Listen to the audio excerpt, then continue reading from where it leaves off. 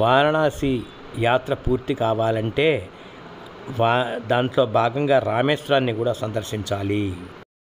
ప్రతి హిందూ భావన ఏంటంటే వారణాసిలోని గంగాజలాన్ని తీసుకొచ్చి రామేశ్వరంలోని శివుడికి అభిషేకించి రామేశ్వరంలోని ఇసుకతో మళ్ళీ వారణాసిలో గంగలో కలిపితే యాత్ర పూర్తయినట్టుగా భావిస్తారు. అందులో భాగంగా ప్రస్తుతం ట్రైన్స్ రామేశ్వరం దాకా పోవడం లేదు కాబట్టి మదురై దాకా ట్రైన్లో వచ్చి మదురై నుంచి ఈ mini bus 17 seater mini bus తీసుకొని రామేశ్వరానికి బయలుదేరిన సందర్భంలో తీసాం. ఇది ఫైల్ ఫోటోగా చూపుతున్నాను. ఇప్పుడు ప్రస్తుతం ఈ బ్రిడ్జి లేదు. దాదాపు ఇండియా మెయిన్ ల్యాండ్ నుంచి రామేశ్వరం పోవడానికి పంబన్ బ్రిడ్జి ఇలా సముద్రం మీద 2 కిలోమీటర్ల బ్రిడ్జ్ ఉంది. ఇది చాలా ప్రమాదకరమైన బ్రిడ్జి. 1964లో సైక్లోన్ కారణంగా వచ్చిన పెద్ద అల వేవ్కి ఈ రైలు నీళ్ళల్లో పడిపోయిన సందర్భం ఉంది. చాలామంది కూడా ప్రాణ నష్టం జరిగింది. అది వేరే ఇష్యూ. ఎట్టకేలకు మదురై నుంచి మినీ బస్సులో రామేశ్వరం చేరుకున్నాము. ఉదయం 4 గంటలకే రామేశ్వరం రావడం వల్ల వెంటనే సముద్రంలో స్నానానికై వచ్చాము. చూడండి, ఇక్కడ సముద్రంలో ఎలాంటి అలలు లేవు. కారణం ఏంటంటే కోరల్ రీఫ్స్ అని చెప్తారు సైంటిఫిక్గా. ఏదైతేనే మనం ఏమంటామంటే రామసేతు కారణం చేత ఇక్కడి అలలు రావడం లేదు అని మన వాళ్ళు చెప్తుంటారు. మొత్తానికి రెండిట్లో కూడా పాయింట్ ఉంది. రామేశ్వరంలో మొట్టమొదటిగా సముద్రంలో స్నానం చేసిన తర్వాత 22 బావులలో స్నానం చేస్తారు. ఈ విధంగా ఇక్కడ స్నానం చేసిన తర్వాత ఆడవాళ్ళు కొన్ని చిన్న చిన్న పూజలు కూడా చేసుకున్నారు ఇక్కడ. ఈ కార్యక్రమం అయిన తర్వాత నెక్స్ట్ 22 బావుల్లో స్నానానికై వెళ్ళాము. స్థల పురాణం ఏం చెప్తుందంటే రాముడు రావణుని అంతమొందించిన తర్వాత బ్రహ్మహత్య పాతకం చుట్టుకుంటుంది. దాని పరిహారార్థం ఇక్కడికి రాగానే శివలింగాన్ని తెమ్మని చెప్పి హనుమంతుడిని హిమాలయాలకు పంపుతాడు. వచ్చే సమయానికి ఆలస్యం కావడంతో సీతమ్మ వారు సైకత లింగం చేస్తుంది. అంటే ఇసుకతోనే లింగం చేసి దానికి అక్కడ ప్రతిష్ఠ చేయడం జరుగుతుంది. వచ్చినటువంటి ఆంజనేయ స్వామి కోపం చెందుతాడు. ఆ శివలింగాన్ని తొలగించడానికి ప్రయత్నిస్తాడు. అప్పుడు రాముడు శాంతింపజేసి నువ్వు తెచ్చినటువంటి శివలింగాన్ని కూడా పక్కనే ప్రతిష్ఠించి రెండింటినీ పూజిస్తేనే ఫలితం దక్కుతుందని, అసలు మొదటగా హనుమంతుడు తెచ్చినటువంటి శివలింగానికే పూజ చేయటం ద్వారా ఎక్కువ ఫలితాన్ని పొందుతారని చెప్పి హనుమంతుడిని శాంతింపజేస్తాడు. ఈ విధమైనటువంటి స్థల పురాణంతో ఇక్కడ రామేశ్వరం ఉంది. కాబట్టి రామేశ్వరము రావణాసుడి యొక్క అంతమైన తరువాత వెంటనే పాప ప్రక్షాళన కొరకు రాముడు ఇక్కడ ఏర్పరిచినటువంటి లింగం ఇది. ఇక్కడ అందరూ పవిత్ర స్నానాలు చేసి గుడిలోకి రావటం ద్వారా అంతా తడి బట్టలతోనే ఉన్నారు కాబట్టి అంతా కూడా తడిగానే ఉంది. దేవాలయం అంతా కూడా చిత్తడిగానే ఉంది. పైగా సముద్రానికి చాలా కొద్ది ఎత్తులో ఉండటం వల్ల ఉప్పు నీరు ఊరటం ద్వారా దేవాలయం అంతా కూడా తడిగానే కనబడుతుంటుంది. ఇదిగో చూడండి, ఇలా స్నానం చేసిన తర్వాత ఇక్కడి నుంచి బయటకు వచ్చాము. ఈ బయటకు వచ్చిన తర్వాత ఈ వీధిలో తిన్నగా ముందుకు నడిస్తే ఇలా దేవాలయ ప్రవేశం దొరికింది. ఇలా ముందుకు వెళ్ళి 22 బావులలో స్నానం చేయవలసి ఉంటుంది. 22 బావులలో స్నానం చేస్తుంటే ఆ నీటి యొక్క రుచి వేరువేరుగా ఉంటుంది అని చెప్తారు. ఈ రామేశ్వర దేవాలయము ప్రపంచంలోనే అతి పెద్ద క్యారిడర్ని కలిగినటువంటి దేవాలయము. ఇందులో 2 వరుసల క్యారిడర్ ఉంటుంది. బయటి వైపు తూర్పు పడమరలుగా 400 అడుగుల పొడవు, ఉత్తరం దక్షిణంగా 640 అడుగుల పొడవు ఉండేటువంటి పెద్ద క్యారిడర్ ఉంది. దాని లోపల 224 తూర్పు పడమరలుగాను 352 అడుగుల ఉత్తర దక్షిణాలుగాను ఉండేటువంటి క్యారిడర్తో ఈ దేవాలయం చాలా పెద్దదిగా ఉంటుంది. అంతేకాకుండా ఈ దేవాలయం ఎత్తు 6.9 మీటర్లు, అంటే దాదాపు 7 మీటర్ల ఎత్తు. అంటే చాలా పెద్ద దేవాలయం అని గుర్తించండి. అంటే క్యారిడర్ మొత్తం నడిస్తే 3850 అడుగుల పొడవు ఉంది. అంటే దాదాపు 1.3 కిలోమీటర్ల పొడవు ఉంది అని గుర్తించవచ్చు. చూడండి, దేవాలయంలోకి ప్రవేశించిన తర్వాత క్యారిడర్ చూడండి ఎంత దీర్ఘంగా ఎంత పొడవుగా కనబడుతున్నదో. చాలా స్తంభాలు, ఈ స్తంభాలు కూడా చాలా గొప్ప శిల్పంతో చెక్కబడి ఉన్నాయి. వాస్తవంగా ఇవి చూస్తేనే మనకు కనుల విందుగా ఉంది. మనకు ఓపికండి నడవాలే కానీ ఎంత పెద్ద క్యారిడరో చూడండి, చాలా పొడుగు. కాబట్టి ఇంతటి పెద్ద దేవాలయము మన ప్రపంచంలోని ఇంత పెద్ద క్యారిడర్ ఇక్కడే ఉంది అంటారు. చూడండి, కింది భాగము చెమ్మగానే ఉంది. కారణం ఏంటంటే సముద్ర మట్టానికి పెద్ద ఎత్తు లేదు, అందువల్ల ఉప్పు నీరు అలా ఊరుతూనే ఉంటుంది అనుకుంటా. వేసవిలో కూడా అలా తడిగానే ఉంది. కాబట్టి ఇక్కడ వాస్తవంగా అందరూ తడి బట్టలతో నడవడం ఒక కారణమైతే, ఉప్పు నీరు కలిగి ఉండటం వల్ల కూడా మరొక కారణం అయిండొచ్చు. కానీ ఇంత ఉప్పు నీటిలో కూడా, ఉప్పు నీరు ఉన్నప్పటికీ కూడా దేవాలయం చెక్కు చెదరకుండా ఉంది అంటే దానికి కారణము శిల్పులు దానికి అంటే ఉప్పు నీటికి కూడా సరిపోయే విధంగా ఉండే రాళ్ళని ఎన్నిక చేసి ఇక్కడ నిర్మించారు. ఇప్పుడు చూడండి, ఈ 32 బావుల్లో స్నానం చేసే విధానం చెప్తున్నాను. ఇవ్వండి ఆ బావులు. ఈ 22 బావుల్లో స్నానానికి కూడా టికెట్ ఉంది. దాదాపు 120 రూపాయలేమో తీసుకున్నారు. అక్కడ చేదబట్టుకొని ఒకడు నిల్చొని ఉంటాడు.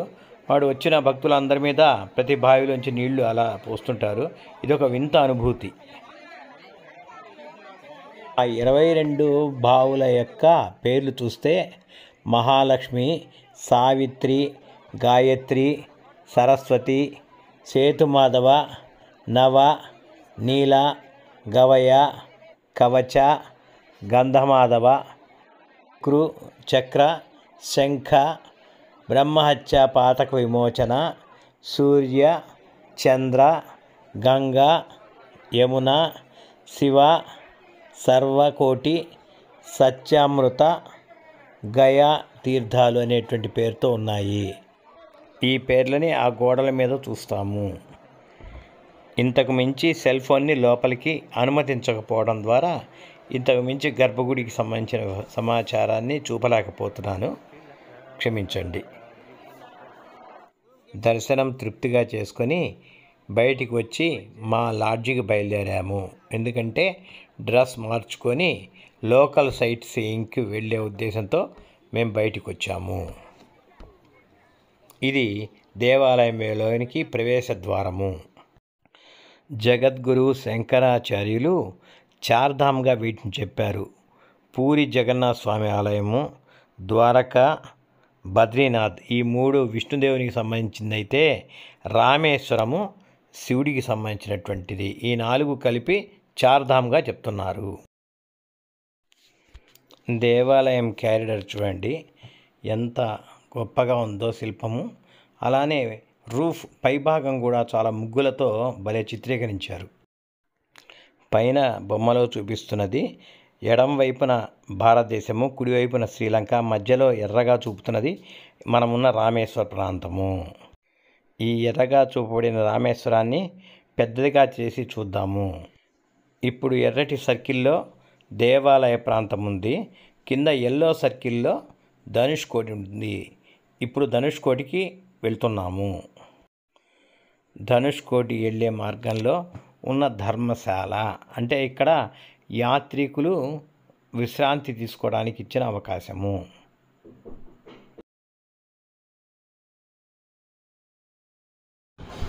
ధనుష్కోటి వెళ్ళే మార్గంలో ఉన్న కృష్ణుడి దేవాలయము. రామాయణ ఇతిహాసం ప్రకారము రాముడు రామేశ్వరం నుంచి లంకకు వారధి నిర్మించాడు. ఈ వారధి నిర్మించడంలో వానరులు, నరులు, అలానే ఉడత లాంటి చిన్న చిన్న జీవులు కూడా సహకరించాయన్న సంగతి తెలిసిందే. ఇక్కడ విచిత్రం ఏమిటంటే రాముడికి సహాయం చేసే ప్రక్రియలో భాగంగా రాళ్ళు కూడా తమ బరువుని కోల్పోయి నీటి మీద తేలబడ్డట్టుగా చెప్తున్నారు. చెప్పబడ్డాయి.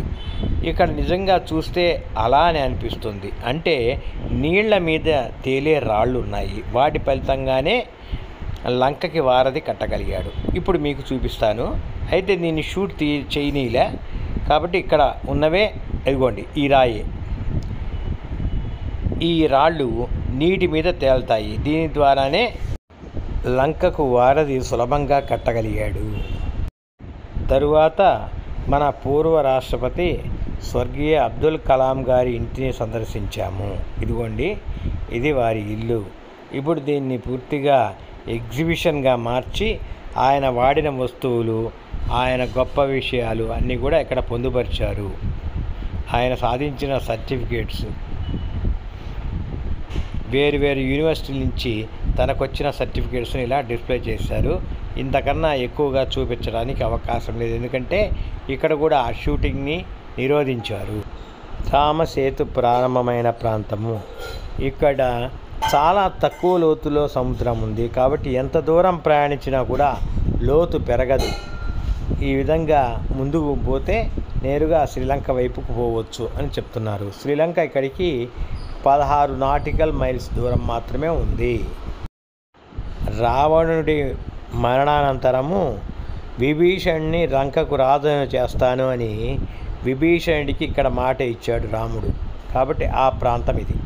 సన్నగా వానజల్లు పట్టడం వల్ల కొంచెం క్లారిటీ తగ్గింది, లెన్స్ మీద నీరు పడుతున్నది.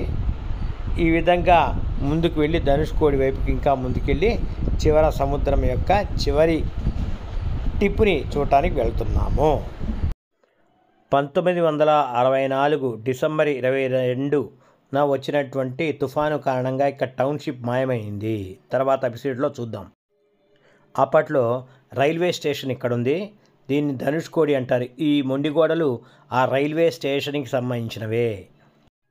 అలానే ముందుకెళ్తే ఆనాటి దాకా క్రైస్తవ భక్తులతో కిక్కిరిసినటువంటి చర్చిని చూపిస్తాను చూడండి. ఇది ఈరోజు పాడుబడిపోయింది.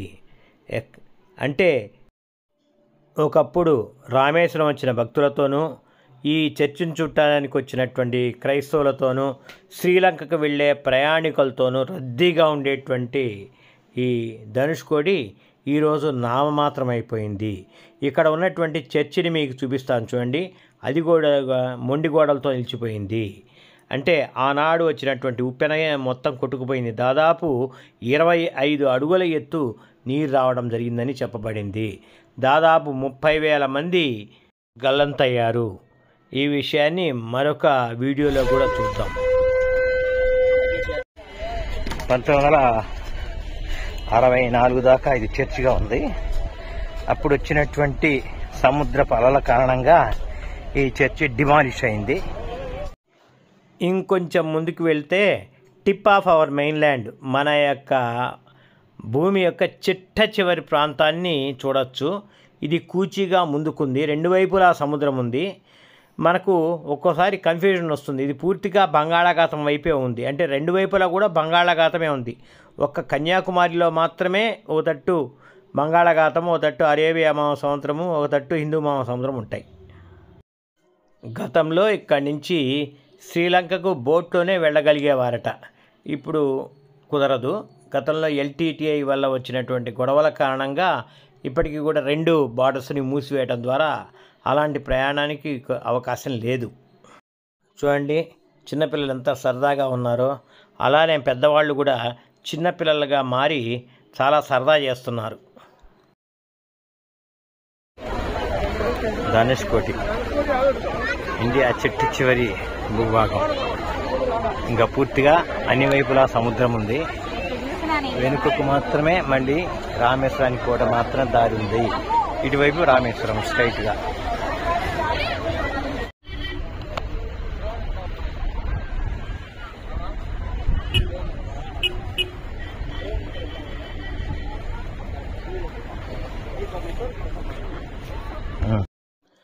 కాబట్టి ఇన్ని ప్రదేశాలు చూడదగ్గవి ఉన్నాయి. కాబట్టి కనీసం 3 రోజులన్నా ఉండే విధంగా రామేశ్వరానికి ప్లాన్ చేసుకుంటే మనం అన్నీ కరెక్ట్గా చూడగలము. వాస్తవంగా ప్రశాంతంగా ఉండి చూడదగ్గ ప్రాంతాలే ఇవి. ఇలా ప్రశాంతంగా అలలు లేని బీచ్ రామేశ్వరంలోనే కనబడుతుంది.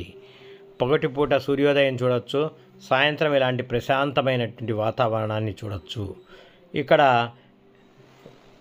అనేక రకాలైనటువంటి పూజలకు సంబంధించిన అటువంటి వివరాలతో ఇక్కడ పట్టిక ఉంది. ఈ విధంగా రోజును మొత్తాన్ని మేము స్పెండ్ చేయగలిగాము. చూడండి, ఇక్కడ పెద్ద చిన్న అనేటువంటి తేడానే లేకుండా అందరూ సరదా చేస్తున్నారు. అంటే ప్రకృతి ఒడిలో అందరూ కూడా చిన్నపిల్లల లెక్కే.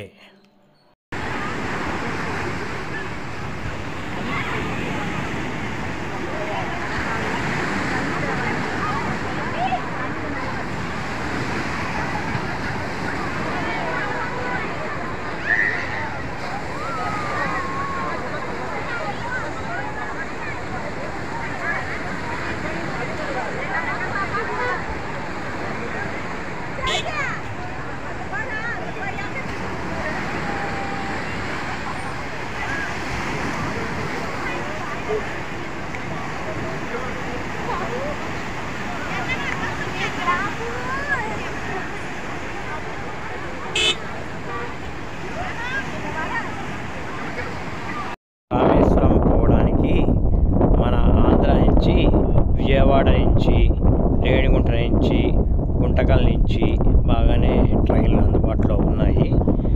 చెన్నై నుంచి అయితే చాలా నంబర్ ఆఫ్ ట్రైన్స్ ఉన్నాయి. కాబట్టి వీటిలో ఏదైనా మనకు అందుబాటు అయినటువంటి డెస్టినేషన్ని చూసుకొని ప్రాపర్గా రిజర్వేషన్ చేసుకొని వెళ్ళగలిగితే చాలా సరదాగా ఉంటుంది ఈ జర్నీ.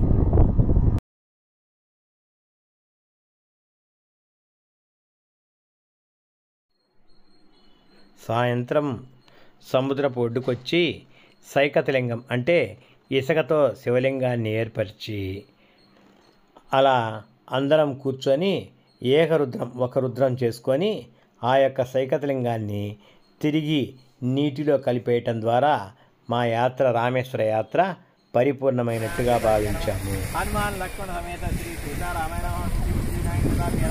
కాశీ అన్నపూర్ణ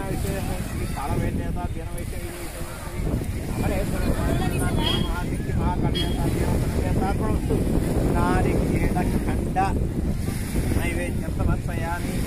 ఓం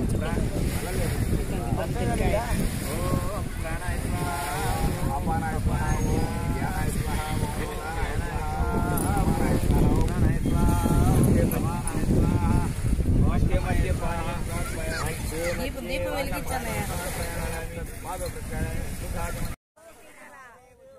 అలా ఇసుకతో చేయబడిన సైకతలింగాన్ని మళ్ళీ ఆ యొక్క సముద్రుడికే సమర్పిస్తూ మా యొక్క పూజని పూర్తి చేశాము. మీకు అవకాశం ఉంటే మీరు కూడా రామేశ్వరం వచ్చి పూర్తి భక్తి శ్రద్ధలతో మీ అనుభూతిని పొందండి. మీకు ఈ వీడియో నచ్చితే లైక్ చేయండి, షేర్ చేయండి, సబ్స్క్రైబ్ చేయండి. జై హింద్.